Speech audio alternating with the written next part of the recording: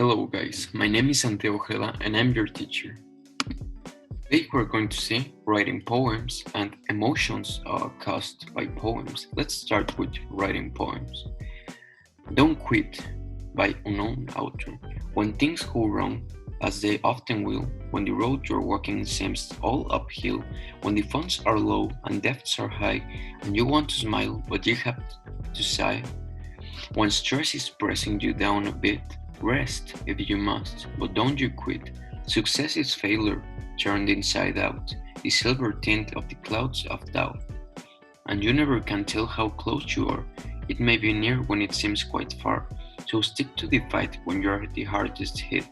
It's when things seem worse that you mustn't quit. Let's read another poem, Try Smiling by Anonymous. When the weather suits you not, try smiling. When your coffee isn't hot, try smiling. When your neighbors don't do right, or your relatives all fight, sure it's hard, but then you might try smiling. Doesn't change the things, of course, just smiling, but it cannot make them worse, just smiling. And it seems to help your case, where it ends up a gloomy place, then it sort of rests your face, just smiling.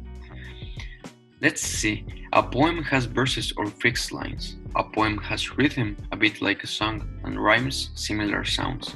A poem has an interesting topic. If possible, find poems with audios you can listen to while you read. A poem is a piece of writing using beautiful language, usually arranged in fixed lines or verses that have a particular rhythm, a bit like in songs, and often rhyme words that sound the same. The Eagle by Alfred Lord Tennyson. 1. He clasps the crag with crooked hands, close to the sun in lonely lands, ringed with the azure world he stands. 2. The wrinkled sea beneath him crawls, he watches from his mountain walls, and like a thunderbolt he falls. So, to read a poem, first pay attention to the title. It may tell you about the subject of the poem. In this example, the eagle. Well, here we also have a graphic of an eagle.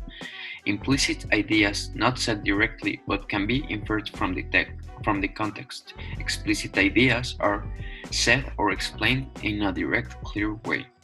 Remember explicit and implicit? And rhyming words end with the same sound. When you have rhyming words in a poem, you listen to the same sound several times. These rhyming sounds help poems sound like music, and they are more likable. So now let's see emotions. Emotions are caused when we read or write poems. For example, the poem makes me think of my favorite dream. The poem doesn't make me imagine anything. It's a little boring. This may also be like not an emotion but a reaction that a poem may cause you. The poem makes me imagine a magical land. The poem makes me feel peaceful. I imagine the sunset. So, types of emotions: pleasant emotions, happy, excited, calm, peaceful, relaxed, fascinated. These are positive emotions. Now, unpleasant emotions: angry, sad, scared, terrified, frustrated, confused. These are negative emotions. And other: surprised, amazed, bored, uninterested, indifferent, curious. These are neutral emotions.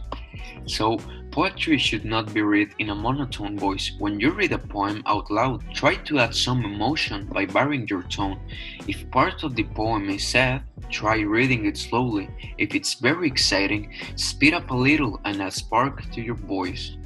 Our reactions and feelings are very personal. No emotion is right or wrong, just different. Let's see, the reactions that a poem may cause. Let's talk about a happy poem about family. Well, let's say a poem is about, family. It makes me imagine happy family in a beautiful home with a garden, some pets. I don't know. That's what I imagine by the poem. What I think I remember. I remember my family in city of Mexico, and I think of the times we were together. What it makes me feel, joy, happiness, excitement, also sadness, nostalgia, etc.